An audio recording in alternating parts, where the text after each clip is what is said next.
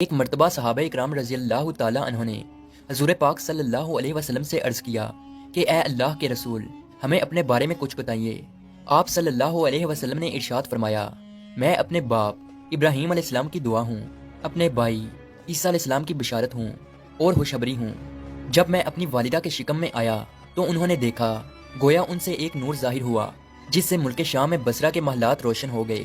حضرت آمنہ رضی اللہ تعالیٰ عنہا نے حضرت حلیمہ رضی اللہ تعالیٰ عنہا سے فرمایا تھا کہ میرے اس بچے کی شان نرالی ہے، یہ میرے پیٹ میں تھے تو مجھے کوئی تھکن اور بھوک محسوس نہیں ہوتی تھی۔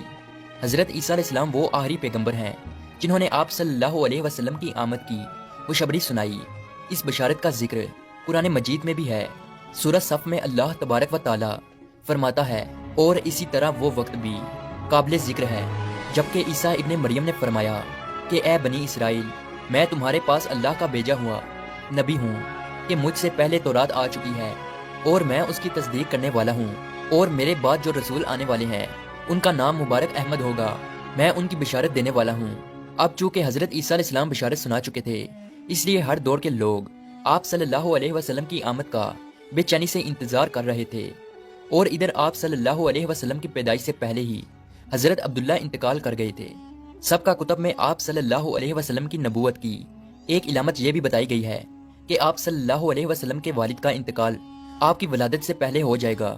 حضرت عبداللہ ایک تجارتی قافلے کے ساتھ تجارت کے لیے گئے تھے، اس دوران بیمار ہو گئے اور کمزور ہو کر واپس لوٹے تو قافلہ مدینہ منورہ سے گزرا تو حضرت عبداللہ اپنے ننیال یعنی بنو نجار کے ہاں ٹھہرے۔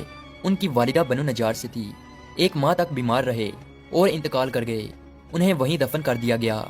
تجارتی قافلہ جب حضرت عبداللہ کے بغیر مکہ مکرمہ میں پہنچا اور عبد المطلب کو پتہ چلا کہ ان کے بیٹے بیمار ہو گئے ہیں اور مدینہ منورہ میں اپنے ننیال میں ہیں، تو انہیں لانے کے لیے عبد المطلب نے اپنے بیٹے زبیر کو بھیجا۔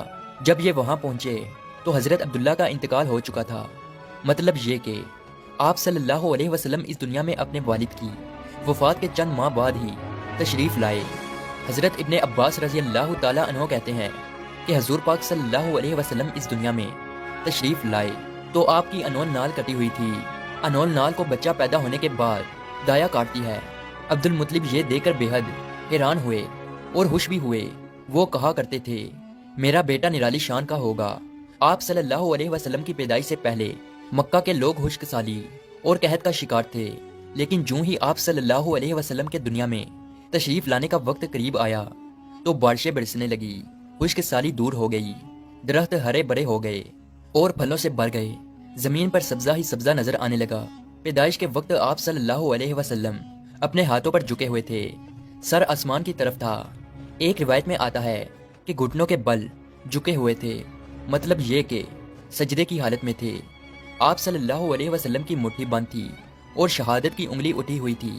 حضور پاک صلی اللہ علیہ وسلم فرماتے ہیں کہ جب میری والدہ نے مجھے جنم دیا تو ان سے ایک نور نکلا اور اس نور سے شام کے محلات جگمگا اٹھے۔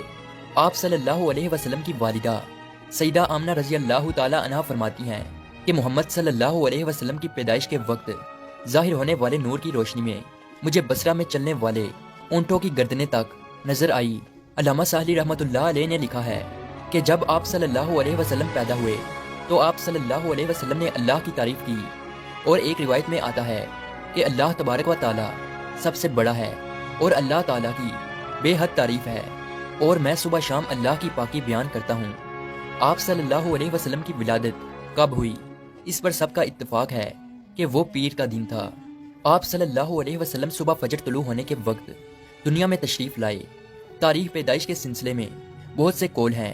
ایک روایت کے مطابق 12 ربیع الاول کو پیدا ہوئے اور پیر کے روز آپ صلی اللہ علیہ وسلم نے مدینہ ہجرت فرمائی اور پیر کے روز ہی آپ کی وفات ہوئی۔